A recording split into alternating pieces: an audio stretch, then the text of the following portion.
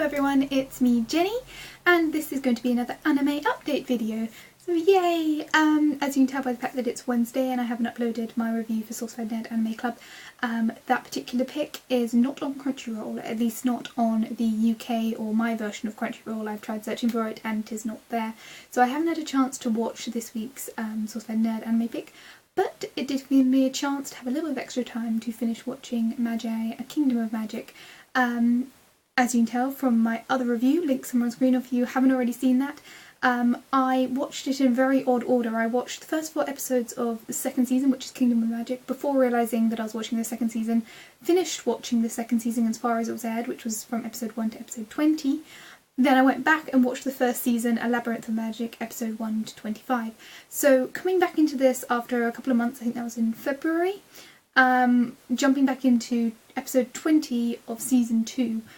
It took me an episode or half an episode to get back into it, get the characters down, remember who everyone was, remember how the magic works, how the international aspect of this works, and then to set it in the point at the story that I left it. So all of those factors coming into account, it didn't take me long to adjust my brain back into this series. It was so easy to jump into. Given the fact that I had to concentrate quite a lot to get it the first time round because I was watching it in such a disjointed way, coming back to it, my brain was immediately like, oh yes, this makes sense. So I did really enjoy it, and a lot of the characters that I'd semi-forgotten when they came in, I was like, oh, it's them, and them, and them, oh, it's so exciting. Just as a quick warning, because I'm reviewing the last episodes of season 2, so season 20 to 25, there will probably be spoilers. So if you haven't watched this series and you really intend to watch it, stop watching now. That being said, I really enjoyed it. I thought the Titus and Lady the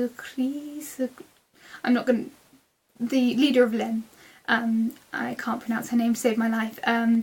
I think their plot lines were really, really well done. I thought the way that they originally sort of killed Titus was really beautiful, but super brutal, and I'm so glad that they then brought it up to a very positive note in the end, having him really come back and then go over to the other realm and then come back again. It left it on such a beautiful positive note that I really wasn't expecting. I really was expecting them to go to that very, very dark place. And the fact that they were like, he's dead, he's a skeleton, I was like, oh no, oh no. It's beautiful that he made the ultimate sacrifice, but they really did. Killed him dead. But I like the fact that they then brought it up and brought it back to the Ruka and really continued this sort of very positive outlook on this series. The fact that it's the power of yin and yang and good outwinning all. The fact that there's a continuation of life forces and it's all interconnected, and it's a very beautiful sort of overall theme. I really, really like that. I think one of the things that I really loved about this series when I previously reviewed it, but I don't think I mentioned in my review, is the fact that the morality of this series is very complex and very well handled.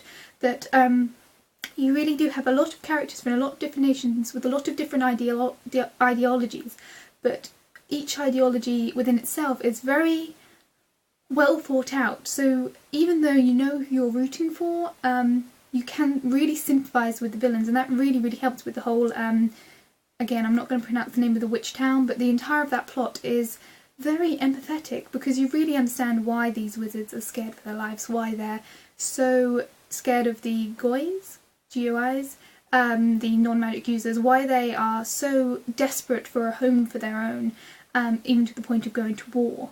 You can really understand that, and yet you can still be fighting against them and have all of these interconnections. And then to have it from the point of view of Alajin, and how he's going through this world and he's meeting all these people and getting into really good personal relationships with all of these, mostly leaders of these worlds, all these kings, and really getting a really good personal connection with each of them, so that when they all to come together in this really epic battle where everyone has the full Djinn equip, and they all go really super badass, and I was really happy to see that, particularly Alibaba's character finally getting his full equip and looking like a boss. And when all those characters come together, because they've connected with Alajin on a very personal level, even when their ideologies don't match up, the fact that they're all rooting for a common goal to protect, at least to some extent, protect Alajin and to defeat a great evil, it works. They don't become hypocritical characters. The animosity still exists, but they do still have this connection, and I really did love the scene where they're like, oh, I know you're my best friend, and I know him as well, and how do you all know him? It's because he travelled around and has made this personal connection with individuals rather than trying to assimilate himself with one particular ideology, and I really like that. I definitely like the fact that a lot of these characters are coming back, and they're coming back more powerful, and really getting to know all of this realm. But still, there is a lot of development for season 3.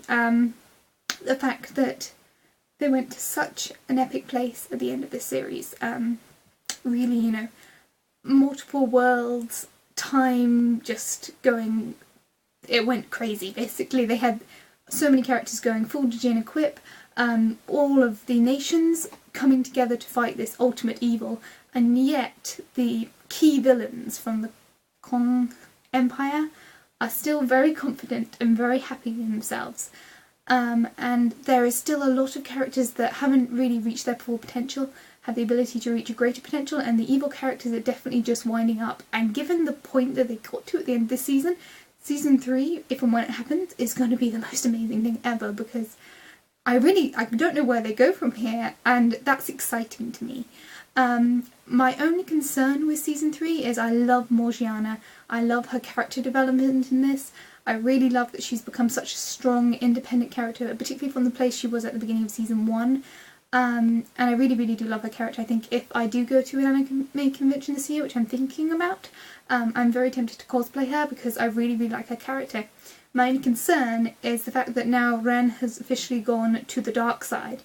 Because this series is very positive, it is all along about the lines of saving people, that if he does go to the dark side fully in season 3, then I think Morgiana might save him with her feminineness as the love interest. And the powers of the love interest is just a concept that kind of bugs me. I mean, yes, root for, like, I like people who are socially able to help their friends, but I've got the feeling that they're going to just turn it into take away from her personal strength and just leave it to her romantic strength.